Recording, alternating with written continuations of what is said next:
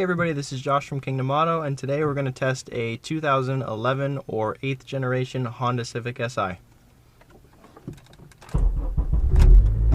Okay, so as I mentioned, this is a 2011 or 8th generation Honda Civic Si. This particular model is the sedan. They came in a coupe and a sedan, and they also came with 1.8 liter and 2.0 liter engines. This being the SI, it is the 2-liter engine which put out just about 200 horsepower and I believe 139 foot-pounds of torque from the factory. This particular car has been lightly modified with an exhaust, an intake, and also a tune, so it's putting out around 225 horsepower at the wheels and around 155 foot-pounds of torque to the wheels. They made these cars from 2006 to 2011. The SI sedan came out in 2008, and they made that till 2011 when they finished the 8th generation and came out with the 9th.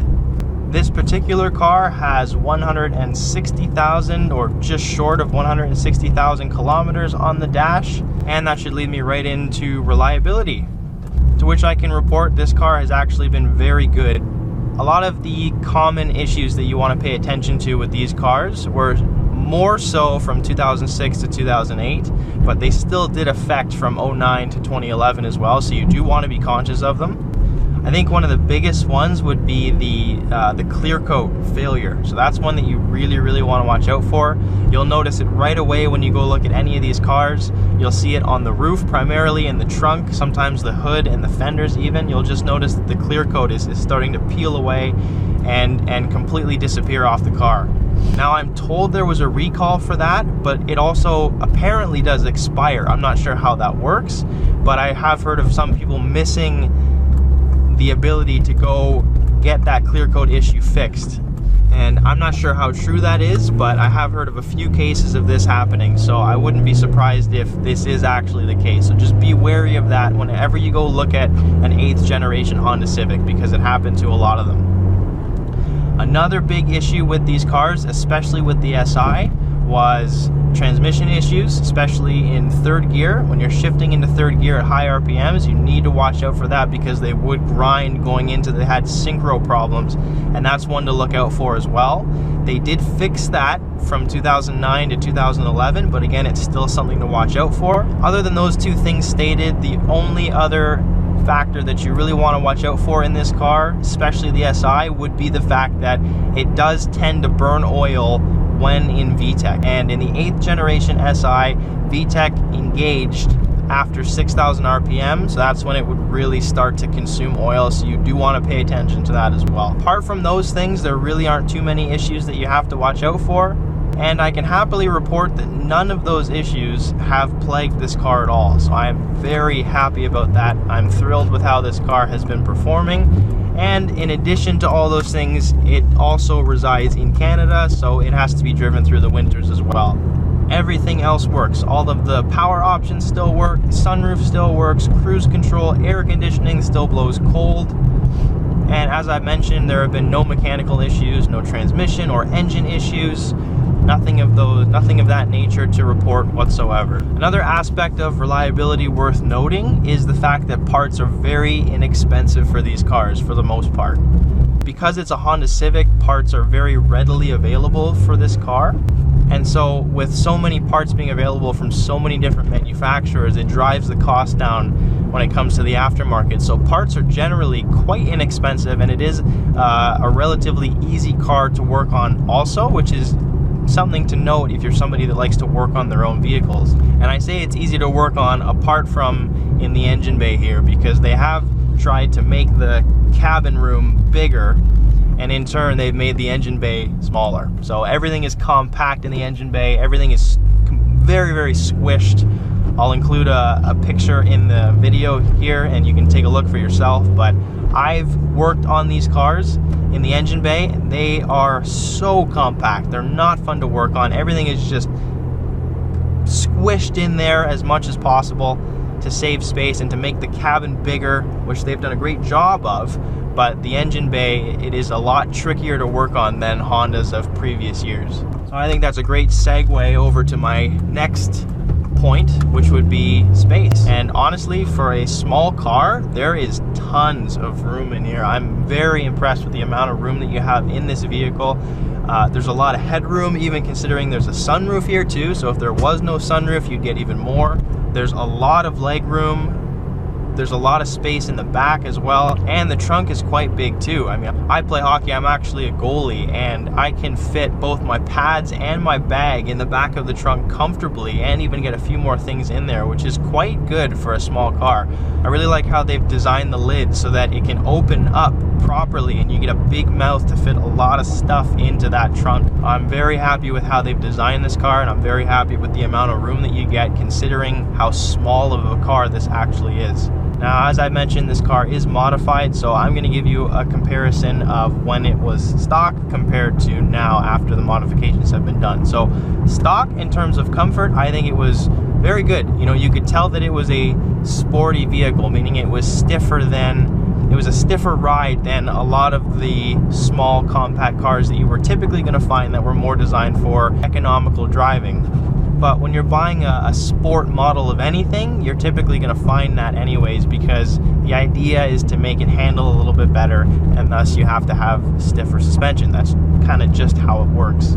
However, overall, I would consider the car to be very comfortable. You can happily drive a family around, including newborn kids if you wanted to. It's more than comfortable enough for that. It was quiet. There wasn't a lot of road noise that would seep in from outside. Cars that are newer are definitely better at that, but considering it's a Honda Civic, they did improve the road noise getting in from previous years of Honda Civics. I know that was a big thing that plagued a lot of Civics, and they did improve it in the 8th generation, and then even better, even more so in the 9th and 10th generation Civic. Now that it's been modified, I think pretty much all that has gone out the window. The car's been lowered. It's got a different exhaust on it as well.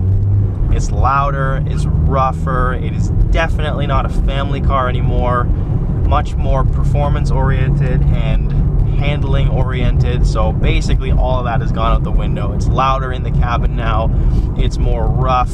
There's trim rattling everywhere, which is driving me bonkers, and it's just by no means a comfortable car anymore. I have been in cars that are more stiff than this, absolutely, but this car is still by no means a family car. Like, I'm just on a regular road right now, and it feels like I'm going over massive potholes and all these kinds of things. It does wear on you after a while, although it's a lot of fun to drive.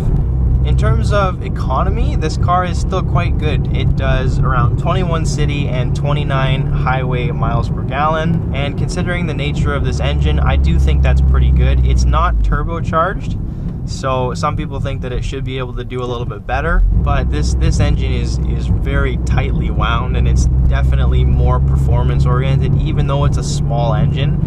And I mean, the fact that it revs to 8,200 RPM stock should give that away.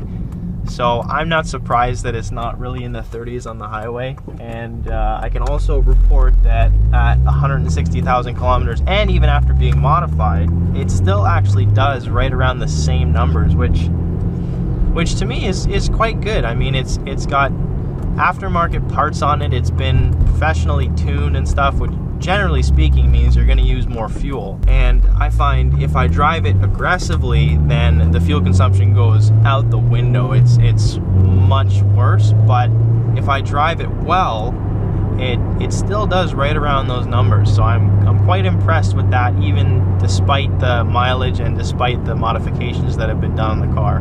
Now, the last thing to get to is just the fun factor, and being modified, it's definitely high up there in that category. You know, it has been built to handle well.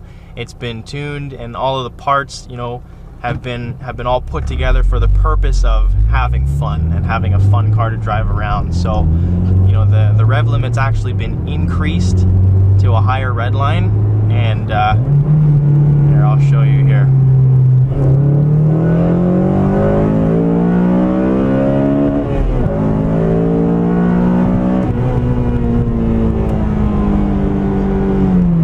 Not bad at all for a little engine without a turbocharger.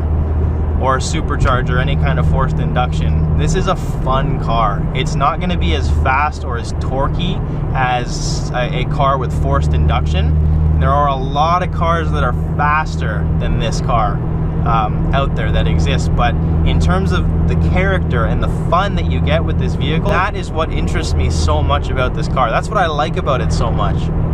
You're never going to be the fastest person on the road with a vehicle like this. It's just not going to happen. But in terms of the fun that you can have with it, I really do think that this car has a lot of heart, a lot of character, a lot of passion, and considering the fact that you can still take a family around in it, provided that it's not modified like this one, you can still have a lot of fun with this car. I think they did a great job on it, and fun factor rating is really high up there for me. Even though it's not a fast car, it's got a lot of heart and a lot of soul, and I think people that enjoy driving will appreciate that. I'm gonna turn around and go back. I have to try out that VTEC again. That's a lot of fun.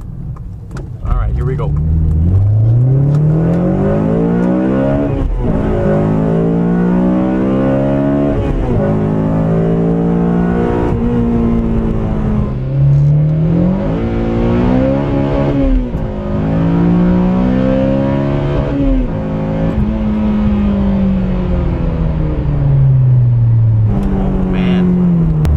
Said, for a small engine, that's pretty darn good.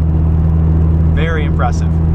Now, overall conclusions / things to consider if you happen to look at a car, and this is again specifically relating to the SI, I would just say make sure that if it's been modified, that the modifications are professionally or well done, because there are a lot of cars out there that have been modified improperly and unprofessionally, and that really does show in terms of the longevity that you'll experience if you decide to buy a car that's been unprofessionally done up. Things are going to break, you're going to run into problems, you're not going to get the reliability that you could get if the parts were properly installed or quality parts were put onto the car, and you're just asking for trouble. I know that you can get probably really good deals for cars that appear to be modified well, but I would really caution you to stay away from them unless you are 100% sure that the car has been tastefully, cleanly, and professionally modified, because you really are just asking for trouble otherwise.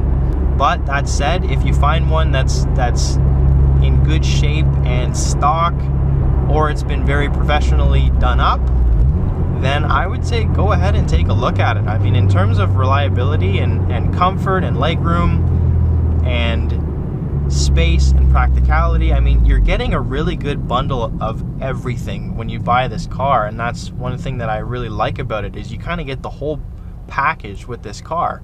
You know, you get a little bit of fun, you get a little bit of sportiness, you get a lot of practicality and a lot of space too, and cheap to maintain. You know, there's not a heck of a lot more that you can ask for. So I mean, overall with this car, I'm trying to be as unbiased as possible because I do like Hondas, but overall I am happy with this car. You know, I think that they've done a really good job hitting a lot of nails on the head and giving you a wide variety of everything. So this has been my review of the 2011/8th generation Honda Civic Si. Thank you guys very much for tuning in, and we'll see you again. God bless. All the best.